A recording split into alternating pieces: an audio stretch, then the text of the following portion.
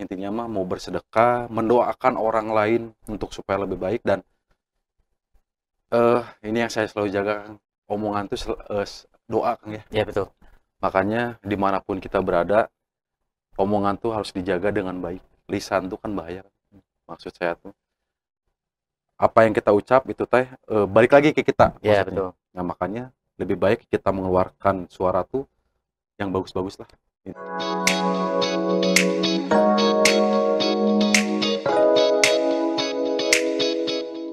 Assalamualaikum warahmatullahi wabarakatuh. Kembali lagi bersama saya Rian Agustian. Selama setengah jam ke depan saya akan menemani pemirsa di rumah, akan membahas sosok di program kurasi sosok, kupas seputar informasi sosok. Nah, kali ini saya sudah kedatangan tamu istimewa, tamu yang sangat inspiratif, tamu yang sangat luar biasa, jejak pengalaman di dunia bisnis, di dunia usaha. Beliau menjadi acuan bagi para pemuda di Jawa Barat khususnya dan di Indonesia terlebih. Kali ini saya sudah kedatangan bos minyak kelapa sawit ya Pak. Betul. Saya sudah ditemani oleh bos Angga, tapi beliau tadi request ke saya minta namanya jangan bos, katanya Pak Angga aja. Wilujeng Sumping Pak, di program kurasi sosok, Pak Angga ini adalah sosok pengusaha muda yang menginspirasi anak muda. Pak, saya ingin nanya nih, bisa diceritakan nggak Pak awal mula keberangkatan Bapak menjadi pengusaha sukses di tahun 2025 ini? Seperti apa? Dari tahun sebelumnya mungkin, tahun berapa Bapak mulai usaha di bidang minyak ini Pak? Assalamualaikum warahmatullahi wabarakatuh, Kang. Selamat petang, Kang. Jadi awal mula saya terjun di bisnis, Kang, tidak langsung saya bisnis seperti ini. Jadi namanya pembisnis banyak naik turunnya, Kang. Itu yang saya alami. Dari 2009 saya mengalami pasang surut bisnis, Kang. Dari yang menyoba dari chemical sampai saya nyoba di Jakarta, sampai sekarang saya punya perusahaan. Alhamdulillah diberi kepercayaan dan diberi rezekinya sama Allah. Saya sekarang punya perusahaan di Kalimantan, tepatnya di Sampit, Kalimantan Tengah. Sampit Kalimantan. Ya. Awal mula 2019 saya berangkat Kalimantan dengan rekan kerja saya yang di Jakarta, namanya Pak Alberto. Itu menjadi sosok inspirasi buat saya. Beliau ini inspirasi, seorang ayah, seorang kakak, segalanya untuk bisnis bisa hari ini masih bisa berkembang, alhamdulillah. Dan tidak ini saya selalu ditemani oleh istri. Jadi di perusahaan saya ini kita membangun bertiga, Kang. Yeah. Saya, Pak Alberto, dan istri saya. Yeah. Jadi kita tuh sudah punya janji, saya dengan istri, kalau bekerja lebih baik kita sama-sama, Kang. Dijauhkan dari yang namanya cemburu, Kang. Bahasanya maka. Dan alhamdulillah 2019 saya datang ke Sampit dengan modal mungkin 0 rupiah, Kang. Modal keberanian berarti, keberanian. Jadi modal saya tuh hanya modal kontrak dengan perusahaan Korea, Kang. Iya. Perusahaan Korea namanya Mr. Park. Saya bekerja sama dengan beliau 2019.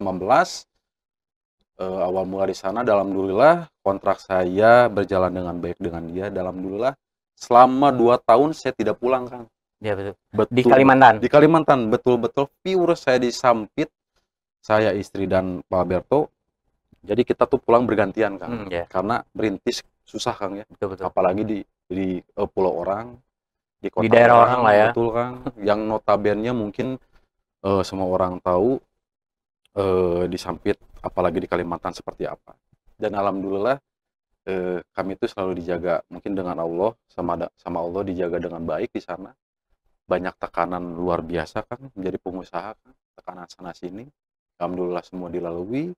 Dan alhamdulillahnya sampai detik hari ini Kang berjalan dengan baik dan perusahaan berkembang dengan baik dan alhamdulillah pekerja pun alhamdulillah banyak sekarang Kang. Yang tadinya mungkin hanya 3 orang Kang. 3 orang. Karena merintis bukan pewaris. Betul Kang, karena kita pun pasti ngerasain Kang ya. Kalau kita merasa hidup dulu dari nol Kang, kita tuh menjaga itu tuh dengan susah payah Kang. Ya. Dan saya pun tidak mau mewarisi ini ke anak pun dengan cuma-cuma gitu Kang. Karena saya tuh bekerja jauh gitu kan sebenarnya emang buat keluarga kan. Betul. Nah, awal mula rintisan kita di Kalimantan tuh sebenarnya tidak sengaja kan. Mungkin dari doa dari seorang ibu, doa seorang istri kan yang luar biasa. Jadi setelah kegagalan kita di Jakarta kan, dengan kita ketipu dengan puluhan miliar, kita balik ke Bandung. Selama setahun lebih kita alhamdulillah rezeki ada kan. Di situ sempat saya melihat istri saya kan, sholat malam tuh dia nangis kan. Ya. Nangis. Saya pura-pura tidur aja kan, karena kan apa ya, takut mengganggu ibadah mungkin bahasanya. Besok paginya saya tanya, kenapa mah? Kok bengkak? Enggak, ini dikencingin kecoa. Kencingin kecoa tapi badannya malah. Tapi alhamdulillah Kang, ilmu yang saya dapat Kang. Ilmu yang saya dapat tuh bukan karena uang Kang, tapi karena ilmu bersedekah Kang. Ya. Itu yang saya dapat tuh, ilmu bersedekah, tidak pelit lah sesama dan mau mengeluarkan, karena harta kita tuh ada harta orang lain. Betul. Yang harus kita keluarkan, yang harus benar-benar kita jaga, karena menjaga itu kan susah kan ya, apalagi soal harta kan. Dan jangan jumawa kan, jadi orang bahaya kan. Intinya mah mau bersedekah, mendoakan orang lain untuk supaya lebih baik. Dan ini yang saya selalu jaga kan, omongan tuh doa kan ya. Iya betul. Makanya dimanapun kita berada, omongan tuh harus dijaga dengan baik. Lisan tuh kan bahaya. Maksud saya tuh, apa yang kita ucap itu teh balik lagi ke kita. Iya betul. Nah makanya lebih baik kita mengeluarkan suara tuh yang bagus-bagus lah intinya. Dan selalu positif aja. Pelajaran apa Pak Angga yang selama ini Pak Angga mungkin lihat di dunia bisnis Pak Angga nih? Karena kan kalau menghitung puluhan tahun mungkin ya? Puluhan tahun, iya. Puluhan tahun. Sempat ada di posisi bawah. Nah ini kan biasanya kalau yang namanya pengusaha ya Pak Angga, ketika sudah terjatuh untuk merangkak naiknya pun agak sulit juga. Betul. Ini mungkin ada bocoran, ada tips lah untuk para pemirsa kurasi, sahabat kurasi di rumah. Apa tipsnya Pak Angga sehingga bisa naik lagi gitu? Tipsnya tuh jangan malu memulai dari nol Kang. Jangan malas untuk memulai apapun. Dan intinya bekerja tuh jangan milih-milih, apalagi memulai usaha baru. Jadi banyak teman saya tuh selalu berbicara gini, bro, gue mau bikin usaha tapi usaha apa ya? Nah ini yang menurut saya bahaya Kang. Menurut saya kalau mau berusaha, membuka usaha yang dia paham mengatur keuangannya, paham mengatur waktunya, dan dia paham mengatur struktur di dalamnya Kang. Manajemennya ya? Manajemennya harus diperbaiki dulu, dan waktunya harus dibenerin dulu. Dan jangan sampai ada kata-kata mau usaha apa ya? Berarti kan itu sangat berpengaruh. Karena dia tidak ada mindset untuk dia memulai usaha apa. Jadi eksekusi dulu baru membuat rancangan Pak. Betul Kang. Jadi dalam bisnis tuh Kang, kita tuh sudah harus tahu poinnya mau kemana Kang. Kita mau melangkah dari mana dan finish mau di mana. Dan menjaga di tengah tuh harus menjaga seperti apa. Kita harus punya strategi Kang. Karena di bisnis tuh harus banyak strategi Kang. Strategi yang paling cepat agar usaha langsung melejit gitu Pak, apa tuh? Biasanya kan kalau yang milenial sekarang kan pengennya yang instan, yang selonjoran, nggak kayak Pak Angga mungkin harus berdarah-darah dulu baru bisa di atas itu. Strateginya mah sebenarnya eh jangan malas, Kang. Jangan malas aja. Intinya kalau misalkan kita mau berusaha membuka usaha kecil, jangan malu untuk promosi, Kang. Oke.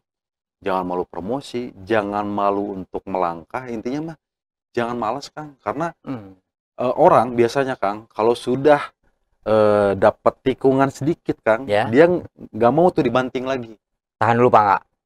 Modal awal untuk usaha minyak ini berapa miliar, Pak? Modal awal, Kang, ya. Jadi modal awal ini, Modal awalnya nggak mungkin keberanian Pak Nggak. betul. Pasti modalnya berapa gitu. Modal awal saya di sana, saya, istri, dan rekan kerja saya, modal awal. Jadi disatukan tuh sekitar 8 sampai 10 M. Sekitar segitu, Kang. Karena untuk memulai usaha yang besar tidak mungkin, Kang, dengan uang yang kecil, Kang. Iya, betul. Nah itu, makanya kalau sebenarnya tidak masalah, Kang, untuk usaha yang kecil pun, yang penting dia mau berusaha gitu kok. Oke. Dan tidak mau, intinya jadi bahasanya gini, Kang. Sebenarnya jadi pengusaha tuh pilihan, Kang. Bukan karena kemauan. Bukan, karena pilihan. Jadi mau jadi karyawan atau jadi pengusaha itu pilihan hidup, Kang. Jadi karyawan sudah tentu, Kang, gaji tiap bulan ada. Tuh, Betul, kayak Kang. teman saya tuh Pak Nggak. Gaji tiap bulan rekapnya jelek terus. Curhat aja. Banyak kan curhat, kan? Bener. Betul, jadi sebenarnya pilihan, Kang. Jadi bahasanya tuh kalau mau jadi karyawan, mau bekerja 24 jam, hitungannya gaji dan lembur, Kang. Itu kan. Tapi jadi pengusaha, Kang, kita bekerja 24 jam, hasilnya luar biasa gitu, Kang. Tapi kan kita yang punya sendiri ya. Betul, karena mempertahankan perusahaan tuh susah, Kang. Pak Nggak, basic berarti Pak Nggak insinyur lah. Bukan. Lah, kan yang namanya bisnis minyak pasti harus implementasinya harus punya basic yang memang mengerti di bidang minyak. Betul. Terus minimal dia mengetahui pengetahuan yang memang, oh ini kadar minyaknya dari sawit ini misalkan bisa jadi berapa liter minyak gitu. Basic insinyur bukan, Bang? Saya basic sebenarnya saya tamatan SMA. Ya. Kuliah saya pun tidak tamat, Kang, hanya sampai semester 4. Nah itu, Kang, yang saya sebutkan. Tapi ada kemauan untuk kuliah lagi nggak, Pak Nggak, dengan pencapaian lah, uang banyak. Betul. Sempat, Kang, saya tuh mau kuliah lagi, Kang. Tapi berpikir lagi, saya tuh berpikir kuliah saya mau apa yang mau saya kejar gitu, Kang. Nah, nggak butuh ijazah. Sebenarnya mah antara butuh dan tidak butuh, Kang. Ya kan? Karena kadang-kadang ya anak tuh selalu bilang, "Papa tamatan apa sih?" Anak umur berapa? Anak sekarang mau 17 tahun, Kang. 17 tahun. Mau 17 tahun, yang satu lagi 12 tahun, Kang. Udah gadis, udah jagoan. Laki-laki dua-duanya. Jagoan lah, Kang. Jagoan. Nah, jadi pertanyaan ini tuh selalu dilontarkan sama anak. Papa tuh tamatan apa, Pak? Kok bisa bekerja di sini? Karena anak saya tuh kepo dengan kerjaan kita tuh. Bagus lah. Selalu kepo, Kang. Dimanapun dia selalu telepon, Pak, gimana kerjaan? Karena itu yang membuat semangat, Kang. Motivasi ya? Motivasinya full, Kang, ya.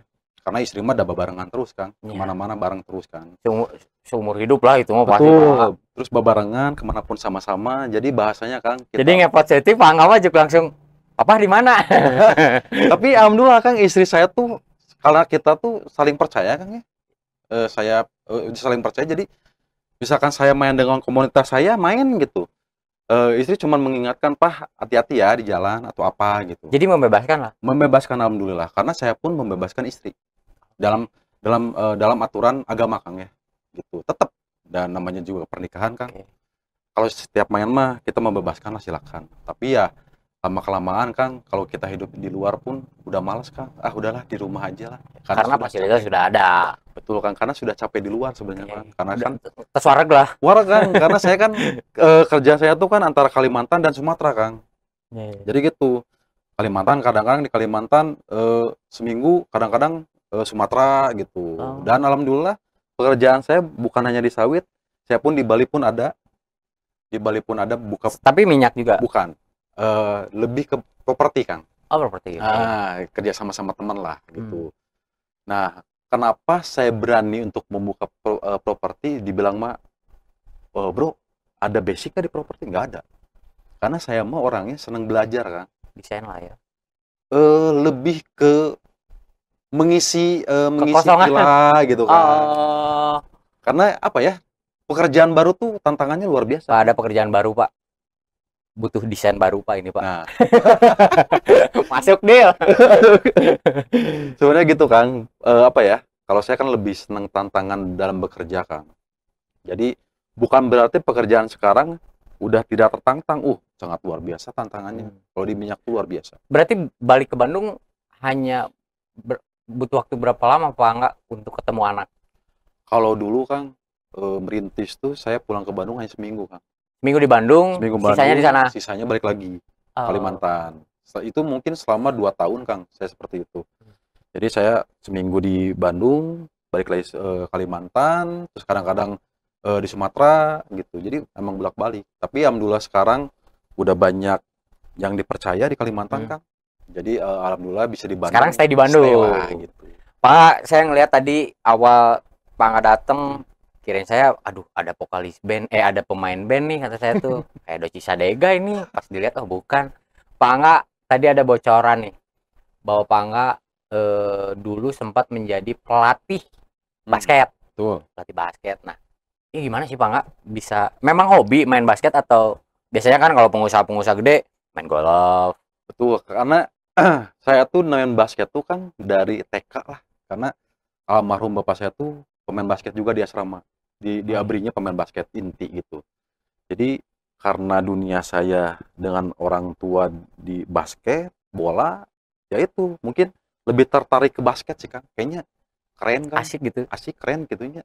Kalau cek orang Sunda mah asa gagah. Karena zaman SMA mah lamun orang pemain basketnya pangganya bedanya tampilannya, looknya semua ganteng main basket nih. Jadi rebutkeun teh. Pak Nga, ini nih ada yang menarik. Ketemu dengan istri di mana sih, Pak Nga? Kalau saya ketemu dengan istri itu di Jakarta, Kang. Istri asli? Istri sebenarnya kelahiran Cimahi, tapi dia tuh besar dan lulus kuliahnya di Tanjung Pinang. Tanjung Pinang, berarti Kepulauan Riau. Pendidikan di Tanjung Pinang.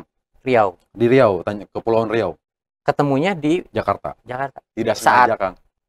Ceritain Pak Nga gimana nih ketemu sama istri. Karena istri ini salah satu motivasi buat Pak Nga nih pemirsa. Nah, ketemu dengan istri apakah di toilet atau di mana nih Pak Nga? Jadi ketemunya mah nggak sengaja sih, Kang. Ketemu nggak sengaja. Lirikan pertama Kang di Jakarta, terus kontekan pas istri di Cimahi di rumah kakak. Langsung Pak Nga teh nyun ke nomor handphone kan cepat tukangnya. Lalaki mah kan punya pirasat kan. Ya, batin. Jadi pas dia lagi di Cimahi di rumah kakaknya, ketemulah di rumah kakaknya. Mungkin berapa kali lah ketemu. Mungkin kalau intens sih enggak, Kang, ya saya ketemu tuh. Nah, sebulan mungkin, Kang lah. Sebulan lebih lah saya ketemu dengan istri. Terus saya ngobrol sama istri, saya mah mencari istri bukan pacar. Oh, jadi taruh bahasa nama, Kang. Dan ketemu juga ada jarang, maksudnya, Kang. Ketemu terus tahun berapa tuh Pak Nga? Tahun berapanya saya lupa lagi. Tahun 2000 ada? Udah, kalau ngelihat anak udah 17 tahun berarti di kisaran tahun 2005-an. Ya adalah tahun-tahun. Ya adalah tahun segituan, Kang lah. Tahun berapa Pak Nga pernah mengalami down keuangan? Karena kalau berbicara keuangan saat ini mungkin settle lah. Amin, gitu. Kang. Tahun berapa Pak Nga mengalami, waduh memang usaha lagi memang nggak benar, terus hokinya agak kurang, terus pokoknya nama ambiar lah gitu. Ambiar, Kang. Jadi sempet bukan minus lagi, mungkin di bawah minus mungkin, Kang, ya. Itu tuh tahun 0,0. Semua habis, Kang, bahasanya mah, Kang. Semua habis. Mungkin tahun 2018 sampai 2017, saya lupa lagi, antara Kopi dong kalau tahun itu 18 belum, Kang. Belum ya? Covid masuk 2020. Jadi tahun itu tuh bener-bener saya tuh di bawah, dan bahasanya kita pulang dari Jakarta tuh hanya bawa koper, Kang. Balik aja. balik ke rumah orang tua. Ke rumah orang tua saya, pulang hanya bawa koper, terus hanya izin lah ke orang tua, tinggal di situ. Itu titik saya bener-bener titik di bawah, dan mungkin ya namanya juga manusia stres luar biasa kan. Karena bahasanya Kang, di waktu kita ada gitu, tiba-tiba dipanggil bilang Siga si Thanos ya. kayaknya tiga Thanos kan. Nah itu titik terendah saya, dan istri tidak punya apa-apa. Semua dijual, rumah kan tadinya saya tinggal di Radar Auri di Cibubur Kang. Rumah, kendaraan, semua dijual Kang. Itu karena ketipu Kang. total Sekitar, saya mungkin takut lupa ya, sekitar 40 something M lah Kang. Ketipu karena Pak terlalu percaya ke orang atau seperti apa nih Pak? Iya, terlalu mempercayai. Nah, jadi manajemen segala sesuatu. Betul. Nah ini yang saya salah. Salah besar Kang. Jadi dalam bisnis, dalam apapun, jangan terlalu percaya dengan siapapun. Itu mau saudara, mau teman baik atau apapun. Sebenarnya berbisnis atau apapun, feeling harus dipakai betul Kang. Profesional berarti. Profesional harus. Itu mau saudara, kalau misalkan feeling kurang bagus, ya udah bilang enggak. Gitu. Karena dulu tuh terlalu percaya dan confident Kang. Terlalu percaya diri Kang. Oke lah, ini gampang lah, ini udah sikat, tahunya zong. Itu selama ketipu Pak nggak, kan seperti tadi tuh dibahas titik balik Pak nggak di saat terpuruk. Modal awal jadi aset semuanya diberikan ke penipu tersebut, atau Pak Angga buka lembaran baru dengan membuka usaha baru? Enggak. Jadi nominal itu Kang, kita berikan kepada pemegang barang. Karena di dalam kontrak itu ada namanya penalti Kang. Penalti. Nah, kita tuh bahasanya kena penalti itu Kang. Sekian persen lah mungkin. Nah, disitulah titik mungkin dimana kita jangan terlalu percaya dengan yang namanya manusia. Tapi orangnya masih ada Pak Angga? Alhamdulillah. Dan selalu gini, kita maksudnya mau digodok seperti apa, mau dikata mau seperti apa, kita doain yang terbaik aja gitu. Keren Pak Angga, sosok yang sangat menginspirasi, khususnya bagi saya. Selebihnya untuk para pemirsa, ambil hikmah dari perjalanan Pak Angga ini, karena masih ada bahas 5 pertanyaan lagi mungkin yang akan disampaikan ke Pak Angga. Pak Angga, capaian apa nih sekarang yang belum tercapai oleh Pak Angga? Apa usaha yang ingin, kayaknya gue harus ngambil usaha ini karena prospek kedepannya akan seperti ini? Sebenarnya banyak Kang ya. Pengen membuka usaha yang betul-betul bisa mempekerjakan warga di daerah saya Kang. Ya itu mau konveksi atau apapun. Karena mungkin di daerah saya tuh masih banyak orang yang membutuhkan pekerjaan. Iya betul. Nah itu yang pertama Kang. Yang kedua mungkin karena cita-cita Kang ya, karena kan hidup saya di otomotif, mungkin pengen membuka bengkel Harley Davidson. Mungkin Kang ya, karena kan di dunia tidak ada yang tidak mungkin Kang ya. Tapi kan hanya doa, ya udahlah, lakuin yang terbaik aja Kang. Ya mungkin yang mungkin dekat-dekat itu, saya tuh pengen membuka lapangan pekerjaan buat warga yang bener-bener yang ada di lingkungan rumah Kang. Yang mungkin ada konversi kecil mungkin Kang ya. Dan alhamdulillah di daerah saya pun mungkin nggak jauh dari rumah, alhamdulillah sudah ada ternak sapi juga Kang. Jadi gitu. Pak Angga berarti ingin membuka usaha baru yang mungkin Pak Angga belum tentu tahu arah usaha tersebut, karena tahun sekarang Pak Angga, karena apa ya, ekonomi lagi sulit ya. Betul. Daya jual agak kurang. Betul. Ada strategi khusus nggak nih Pak Angga untuk para sobat kurasi di rumah nih Pak Angga? Save money aja deh. Save money, jangan hambur-hambur uang dengan tidak penting Kang. Karena saya tahu Kang ya, di luar tuh banyak orang dia membeli sesuatu yang tidak penting. Nah, itu lebih baik save money aja lah. Lebih enak untuk kedepannya nanti. Ada nggak Pak nggak, untuk mungkin untuk pemirsa di rumah nih, Pak Angga awal mula untuk membuka modal usaha ke bank nggak? Enggak, Kang. Dan alhamdulillah, Kang ya. Sampai detik sekarang pun alhamdulillah. Karena dari tadi saya ngobrol nggak menyinggung soal kesana ya Pak Angga. Betul. tapi Ini harus tahu bener, nih. Kang. Ini yang harus kita cermati, Kang ya. Dan alhamdulillah, Kang, perusahaan saya detik ini sampai amit-amit ya, tidak ada sepeser pun saya hutang ke bank. Keren. Dan saya tuh selalu berusaha untuk perusahaan saya sehat. Oke. Dari Caranya hutang. Pak Angga? Caranya yang tadi, Kang, manajemennya diperbaiki.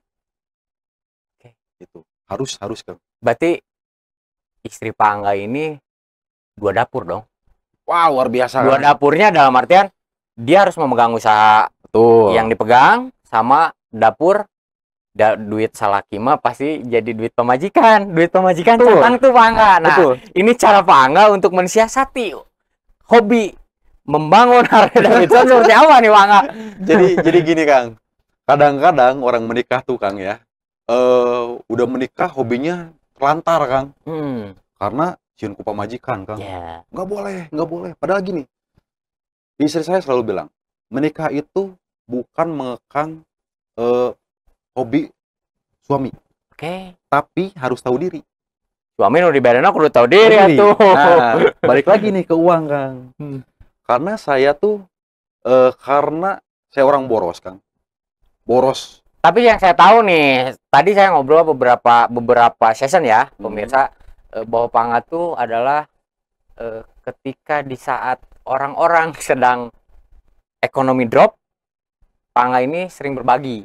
Nah, ini tipsnya uangnya diberikan untuk tetangga atau untuk teman-teman atau seperti apa nih Pak Angga? Jadi karena kan saya tuh sama istri tuh seneng, Kang, berbagi itu. Jadi berbagi itu bukan bentuk uang, Kang. Kita membeli kebutuhan pokok yang bener-bener warga dibutuhkan, seperti kayak gula, iya betul, ya kan, minyak kayak gitu. Itu kan kebutuhan yang habis, kan, habis pakai mereka gitu. Tapi bukan untuk kampanye kan? Oh enggak. Ada ketertarikan Pak Angga? Ada. Untuk melangkah ke dunia politik? Nggak ada, Kang. Tapi sebelum kita lanjut ngobrol lagi, kita cicip ini. Ya, Pak Angga, pencapaian yang sudah dicapai, sudah diutarakan, terus progres untuk bisnis, membuka bisnis baru.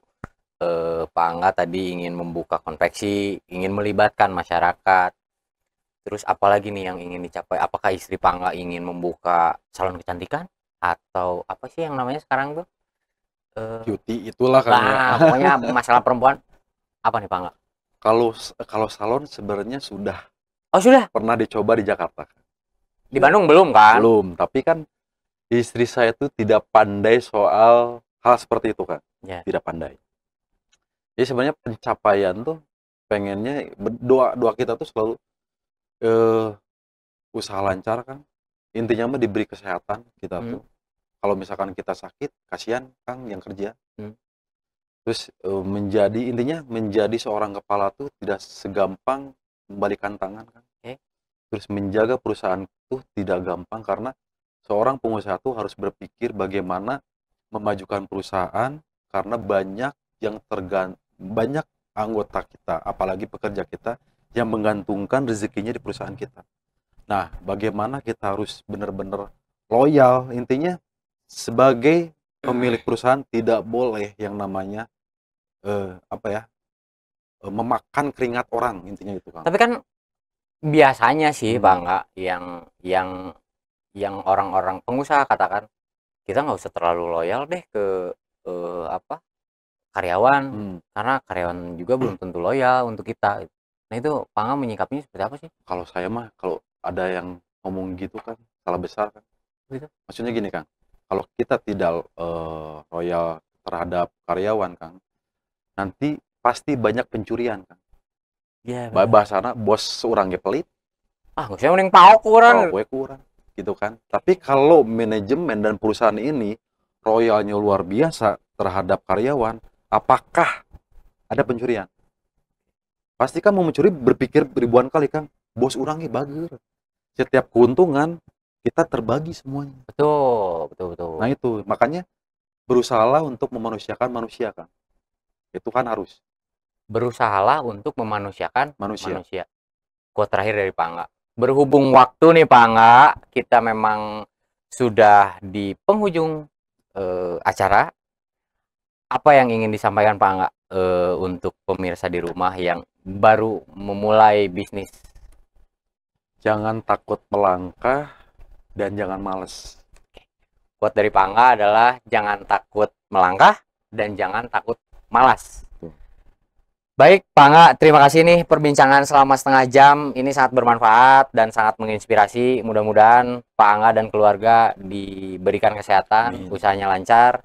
Salam Baktos untuk keluarga di rumah, Pak Angga. Atur nuhun sudah berkenan hadir di program Kurasi. Oke, Sobat Kurasi, sudah setengah jam kita menemani teman-teman di rumah. Jangan lupa komen dan subscribe di Kurasi Channel. Sampai jumpa kembali. Assalamualaikum warahmatullahi wabarakatuh.